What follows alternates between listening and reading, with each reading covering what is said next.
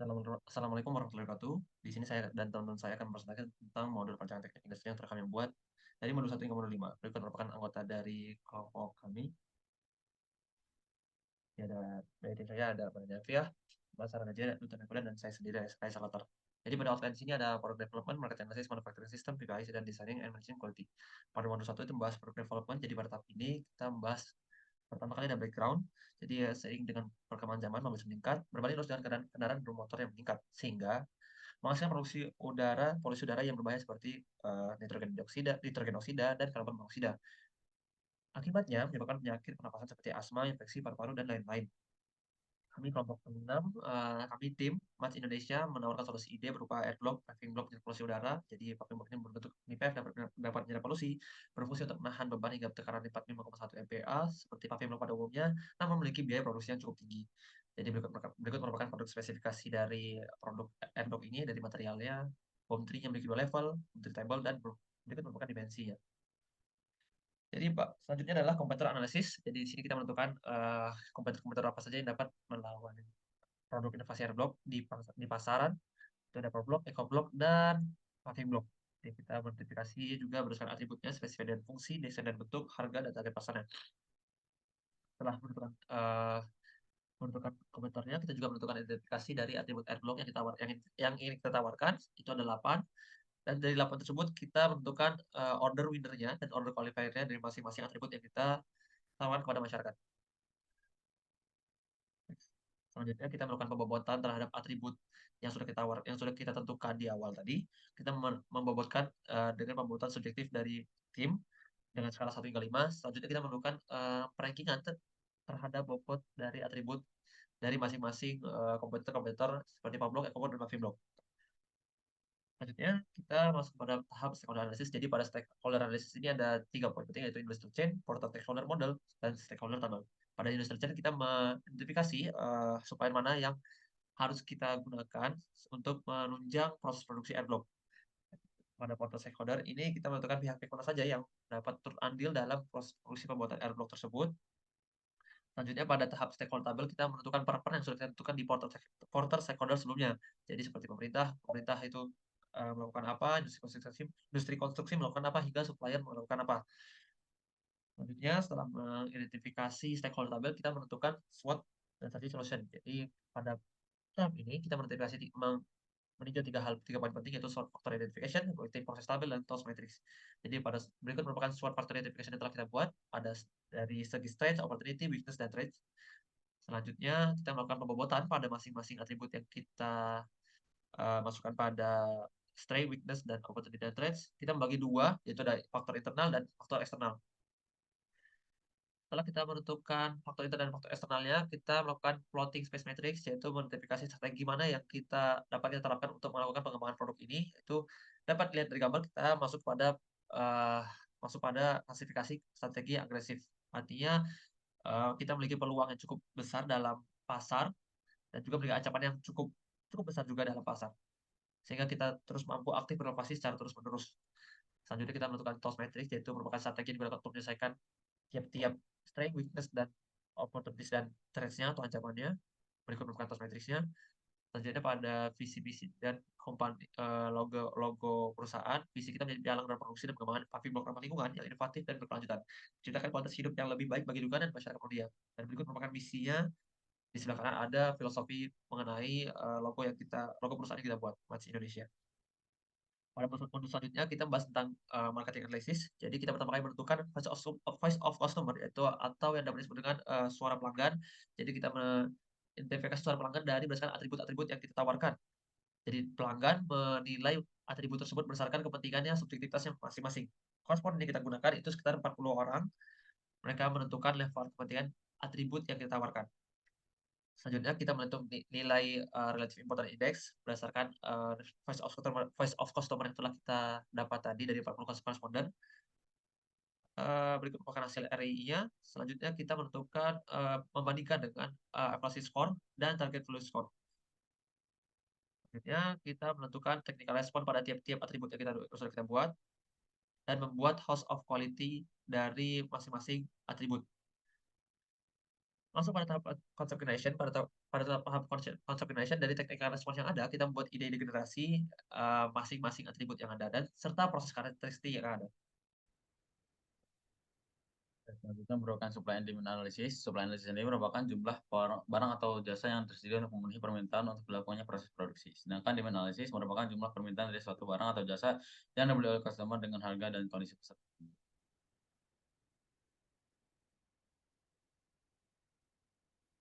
Yang pertama, supply analysis dari material pasir. Berdasarkan hasil forecasting, produksi pasir akan mengalami penurunan setiap tahunnya secara signifikan. Untuk semen, produksi semen akan mengalami kenaikan setiap tahunnya secara signifikan. Untuk air, sama seperti semen mengalami kenaikan setiap tahunnya secara signifikan. Abu batu sendiri, produksi abu batu alat berkaitannya dengan proses pembakaran batu bara. Di Indonesia merupakan pembakaran batu bara terus meningkat, sehingga berbanding lurus dengan meningkatnya abu batu. Yang untuk titanium dioksida itu sendiri, pada tahun 2021 meningkat sebesar 2,6% dibandingkan dengan tahun sebelumnya. Terlihat dari peningkatan ini, ketersediaan titanium dioksida yang signifikan beberapa tahun ke depan. Demand analysis. Demand analysis dari paving block ini berdasarkan semua jenis paving block. Berdasarkan hasil forecasting tersebut, dapat disimpulkan kebutuhan atau penggunaan paving block setiap tahunnya meningkat. Dengan adanya demand ini, perusahaan dapat menentukan proses produksi yang akan dilakukan. Berdasarkan hasil perbandingan data peramalan demand dan supply pasir, semen, dan air yang dibutuhkan, material memiliki ketersediaan yang melimpah, bahkan melebihi kapasitas dari jumlah kebutuhan. Sehingga suplai material dapat memenuhi komposisi pembuatan demand air block yang ada selama 10 tahun ke depan. Berikut merupakan market share planning. Market share planning sendiri merupakan prestasi dari pangsa pasar yang menjadi indikator keberhasilan sejauh mana dominasi pasar dalam industri tertentu. Dan penentuan sisa marketnya sendiri merupakan sebagai berikut. Selanjutnya menghitung kalkulat market share dengan rumus, yaitu target quantity produksi sama dengan persen target market share dikali sisa market. Target produksi untuk tahun 2024 sebesar 21.383 unit per tahun, kemudian dibagi dengan 227 hari kerja, sehingga target kondisi produksi adalah sebesar 95 unit per hari. Untuk tahun-tahun selanjutnya digunakan rumus yang sama. Marketing and strategic plan. Dalam keunggulan bersaing yaitu yang pertama kekuatan, spesifik fungsi, desain, harga, kualitas, dan kepuasan pelanggan. Nah, berdasarkan itu kondisi pasar juga bertumbuh, segmentasinya juga semakin meningkat, teknologi, pemerintah, dan tren. Competitive advantage identification dinilai dari segi integrasi, market penetration, market development, product development, dan diversifikasi. Marketing and strategic plan. Pertama dari segi demografi, target dari Airbox sendiri merupakan umur 2024 sampai 2029 dengan sosial ekonomi sek A2 berpenghasilan menengah ke atas. Target dari geografi yaitu konsumen yang tinggal di daerah perkotaan. Target dari psikografi yaitu konsumen yang peduli dengan lingkungan terutama dalam masalah polusi. Target dari behavior yaitu konsumen yang lebih memilih faktor pemakaian produk yang tahan lama dibandingkan manfaatnya. Berikut merupakan marketing positioningnya. Strategi pemasaran dari Airbox sendiri, dari segi produk, Airblock menawarkan fitur penyerap polusi udara. Untuk harganya, dengan fitur yang ditawarkan, Airblock terbilang cukup murah dengan memiliki umur penggunaan yang cukup lama. Untuk produksi Airblock ini dipasarkan di toko bangunan yang memiliki lokasi yang strategis sesuai dengan target marketnya. Target strategi promosi menggunakan pemasaran digital, personal selling, dan mengikuti event pameran di industri konstruksi. Berikut merupakan strategi jangka pendek dan jangka panjangnya. Yang berikut merupakan market cost dari segi produk, price, place, and promotion. Selanjutnya menurut 3, manufacturing system. Komponen dari produksi airblock ini terdiri dari 5, yaitu titanium dioksida, pasir halus, semen, abu batu, dan air. Selanjutnya make or buy decision. Pada bagian ini komponen-komponen pembentuk airblock diputuskan apakah perusahaan ingin membeli, outsource, atau memproduksi bahan baku sendiri. Dari keputusan yang kita lakukan yaitu adalah membeli dari outsource. Selanjutnya, berikut merupakan production flowchart. Pada tahap ini, production flowchart atau dapat disebut awal produksi diidentifikasi. Awal produksi dan pembuatan airblock disusun dan divisualisasi ke dalam bentuk flowchart sebagai berikut. Selanjutnya, metode dan machining. Yang pertama, metode pencampuran dengan menggunakan mesin mixing Carlson. Yang kedua, metode pencetakan penghapusan menggunakan mesin Yongsua YS35H. Selanjutnya, metode pelapisan dengan menggunakan mesin bifocus. Selanjutnya, metode pengiriman menggunakan manual dengan menggunakan penjemuran matahari. Selanjutnya, metode penghancuran dengan menggunakan mesin Boyu. Selanjutnya, proses pembuatan airblock ini menggunakan apakah paralel atau series proses? Pada proses pembuatan airblock ini menggunakan series proses karena pembuatannya ini runtut antara setiap proses pembuatannya. Untuk cycle time sendiri merupakan waktu yang dibutuhkan satu siklus penuh untuk memproduksi airblock di identitas berikut merupakan rumusnya. Pada contoh perhitungannya itu menggunakan mesin pencampuran dengan waktu 22 menit. Berikut menunjukkan production rate dengan simultaneous batch hanya memiliki satu jenis produk dan dalam sekali produksi menghasilkan beberapa paving block. Dengan menggunakan rumus tersebut, pada proses pencampuran, production rate-nya sebesar 48,46. Sedangkan untuk production capacity, untuk kemampuan untuk memproduksi sejumlah produk dalam jangka waktu atau periode tertentu dengan rumus tersebut, pada proses pencampuran, proses kapasitinya sebesar 388 piece per harinya. Selanjutnya untuk utilisasi, kegunaan dari mesin untuk mengukur sejauh mana mesin produksi guna secara efisien dengan menggunakan rumus tersebut pada mesin pencampuran menghasilkan utilitas sebesar 21,2%. Jadi yaitu dihitung availability atau tingkat ketersediaan mesin pada ketika proses dan didapatkan availability masing-masing mesin yaitu 95%, 90%, dan 95%. Lalu menghitung MLT atau waktu yang diperlukan untuk memproses produk menggunakan rumus berikut dan didapatkan untuk menghasilkan 95 unit dibutuhkan waktu 6 hari kerja. Selanjutnya WIP atau produk yang sedang diproses dengan rumus sebagai berikut dan dihitung pada ketiga mesin sehingga total WIP adalah 63 pieces per hari. Pada target produksi, mempertimbangkan beberapa hal menggunakan rumus sebagai berikut dan didapatkan quantity rate dari jurnal dan diketahui quantity defect masing-masing mesin. Lalu quantity defect digunakan sebagai input perhitungan production capacity. Sebagai contoh, production capacity mesin mixer sebesar 296,48 unit. Selanjutnya yaitu number of workstation. Number of workstation ini menghitung kebutuhan mesin selama proses produksi. Pada mesin mixer, pelapisan, dan pelapisan digunakan rumus N sama dengan Q per PC dari slide sebelumnya. Dan didapatkan bahwa pada tahun 2024 masing-masing mesin hanya membutuhkan satu mesin saja dan dihitung selama 10 tahun ke depan. Selanjutnya yaitu energi dan operator, yaitu kebutuhan energi dan jumlah operator. Perusahaan menghitung total konsumsi energi per mesin per hari dengan harga listrik sebesar 1.114 per kWh. Dan pada masing-masing mesin dan alat yang digunakan, energi yang dibutuhkan adalah sebagai berikut.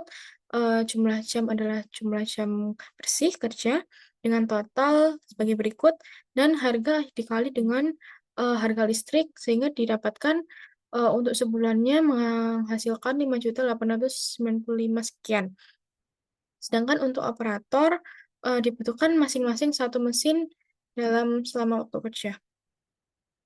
Selanjutnya itu menghitung material handling analysis, yaitu material handling selection, pemilihan material handling, dan material handling alternatif. Untuk memilih material handling selection, dipertimbangkan karakteristik material, seperti pasir, fly ash, titanium dioksida, semen, dan air. Contohnya pada pasir berbentuk solid, berbentuk bubuk, maka resiko kerusakan yang terjadi adalah tumpah sehingga dapat mengurangi kuantitas pasir. Adapun security risk, yaitu jika pasir terbang terkena angin, maka risikonya adalah mengenai mata pekerja terhirup oleh partikel kecil dari bubuk, sehingga dapat mengakibatkan kecelakaan kerja atau penyakit tertentu. Selanjutnya yaitu material handling alternatif. Karena pasir, fly ash, semen dapat diangkut menggunakan suatu material handling, maka dibutuhkan troli yang sama, sedangkan air tidak membutuhkan material handling. Proses pencampuran dan proses pencetakan perlu memindahkan menggunakan conveyor belt dan paving yang sudah jadi dicetak menggunakan hydraulic stacker. Selanjutnya yaitu cost recapitulation yang mencakup machine cost, operational cost, material handling cost, dan manufacturing cost. Pada machine cost yaitu biaya yang digunakan untuk pengadaan mesin. Pada dari tahun 2024 jumlah kebutuhan mesin berdasarkan number of workstation dan harga mesin berdasarkan sumber yang tertera pada slide sebelumnya, dan didapatkan bahwa tahun 2024 sekitar 55.965 sekian untuk pengadaan mesin dan dihitung hingga tahun 2023. Selanjutnya yaitu operational cost atau operasional proses bisnis yang mencakup mulai dari biaya material, labor listrik, dan material handling. Pada direct material ini, dari kelima material yang dibutuhkan, pada tahun 2024 dibutuhkan sekitar 266 juta sekian, dan direct labor-nya adalah sekitar pada tahun 2024 13 juta sekian, dan biaya listrik pada tahun 2024 adalah 66 juta sekian, sehingga total operational cost-nya adalah 340 juta 88.645 rupiah. Selanjutnya dihitung material handling cost, yaitu biaya yang dikeluarkan untuk proses pengadaan pengangkutan barang. Didapatkan yaitu jenis material handling, harga setiap material handling, dan jumlah kebutuhan lalu ditotal. Dan pada tahun 2024 totalnya adalah 16.625.815 sekian dan dihitung selama 10 tahun ke depan. Lalu manufacturing overhead cost adalah biaya yang terkait dengan produksi, tetapi tidak dapat langsung dikaitkan dengan produk tertentu selama proses manufacturing. Contohnya adalah biaya overhead variabel, yaitu biaya overhead yang jumlahnya tidak berubah-ubah setiap kali pembayaran, maupun biaya overhead fix, yaitu biaya overhead dengan jumlah berubah-ubah menyesuaikan intensitas. Contohnya yaitu biaya listrik, air, biaya tenaga kerja tidak langsung, pajak, biaya maintenance, dan pada tahun 2024 sekitar 89.400.000, dan pada tahun-tahun berikutnya dikenakan inflasi sebesar sekian. Selanjutnya yaitu total manufacturing cost adalah total dari total machine cost, operational cost, material handling cost, dan total overhead cost, dan didapatkan pada tahun 2024 sekitar 509.079.461 rupiah untuk total manufacturing cost-nya, dan dihitung pada 10 tahun ke depan juga. Masuk ke modul 4 yaitu PPIC menjelaskan tentang agregat planning, yaitu perencanaan penjaluan produksi dengan menyesuaikan beberapa aspek. Untuk menghitung agregat planning dibutuhkan demand, working days, workers, production, inventory, shortage, dan hire and fire. Pada demand didapatkan dari quantity defect yang telah dihitung sebelumnya dikali dengan working days per bulan ditambah dengan safety stock. Pada worker yaitu demand yang dibutuhkan dibagi dengan working days dikali dengan worker capacity. Production yaitu jumlah pekerja dikali dengan working days dikali dengan kapasitas pekerjanya. Inventory yaitu produksi dari PT Mats dikurangi dengan needed atau demand yang didapatkan. Hire fire yaitu initial worker atau worker sebelumnya dikurangi dengan worker yang diperlukan saat ini.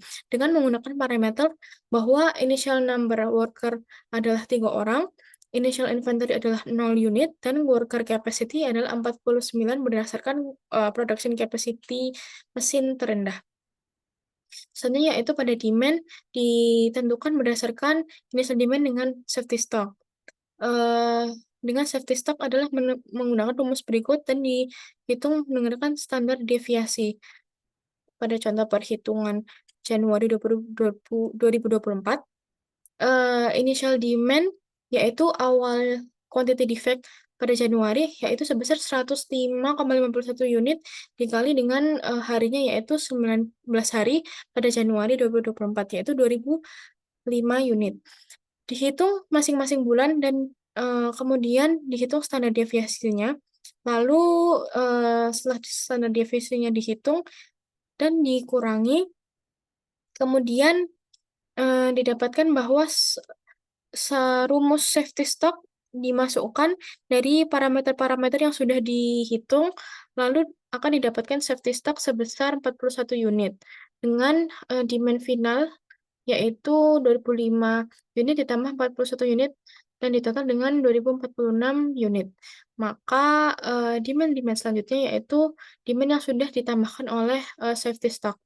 Lalu menghitung worker atau jumlah pekerja dengan needed, yaitu demand yang dibutuhkan dibagi dengan total hari dan worker capacity dan didapatkan sebanyak 3 orang untuk Januari 2024. Selanjutnya pada production yaitu dihitung dari 3 orang ini dikali dengan 19 hari dikali dengan worker capacity dan didapatkan production pada Januari yaitu 2813 dengan inventory adalah 767 unit dan tidak terdapat shortage di sini. Lalu tidak meng-hire worker atau meng-fire worker karena initial worker sama dengan worker sesuai dengan aggregate planning. Selanjutnya yaitu menghitung aggregate planning cost menggunakan parameter sebagai berikut yang sudah kesepakatan melalui kesepakatan kelompok. Dapatkan bahwa production cost berdasarkan dari total production dikali unit cost. Dan unit cost itu berdasarkan biaya bahan baku, overhead mesin, dan gaji karyawan. Dan didapatkan untuk memproduksi satu blok dibutuhkan Rp4.156.000. Maka production cost adalah 11.691.400. Sedangkan untuk menghitung inventory diperlukan E% atau E-rate dengan menggunakan rumus biaya gudang dibagi dengan biaya produksi. Biaya gudang yaitu 16 juta sekian dibagi dengan biaya produksi yaitu 560 juta sekian dan didapatkan E-rate yaitu 1,49%. Lalu 1,49% ini dikali dengan unit cost yang ada yaitu inventory cost adalah Rp75,48 per unit dan pada tahun 2024 Januari didapatkan Rp57.884. Pada tahun 2024 maka didapatkan total aggregate cost sebesar Rp113.919.650.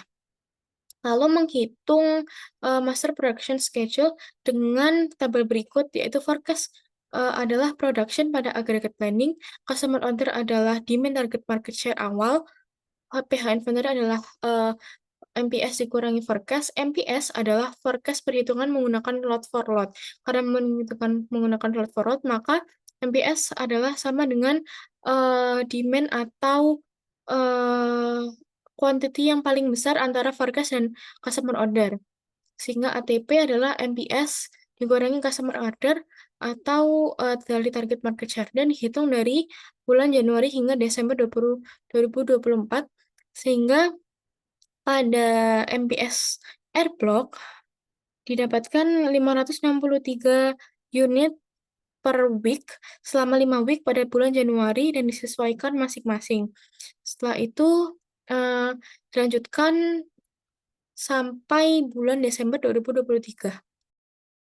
Material Requirement Planning atau MRP merupakan perhitungan kebutuhan setiap material yang dibutuhkan dalam proses produksi air block. Perhitungan MRP ini menggunakan MRP matrix sebagai berikut dengan keterangan period menandakan satuan waktu yang digunakan yaitu bulan dan minggu. Kemudian gross requirement diperoleh dari MPS dikali dengan kebutuhan tiap material per block. Project on hand didapat dari POH period sebelumnya ditambah net required dikurang gross requirement. Net requirement sendiri sama dengan gross requirement karena di sini menggunakan teknik lot for lot. Kemudian plan order receipt sesuai dengan net requirement dan plan order release sama dengan net requirement yang memberitakan lead time. Selanjutnya, material air block yang dilakukan perhitungan MRP yaitu semen, pasir, fly ash, dan titanium.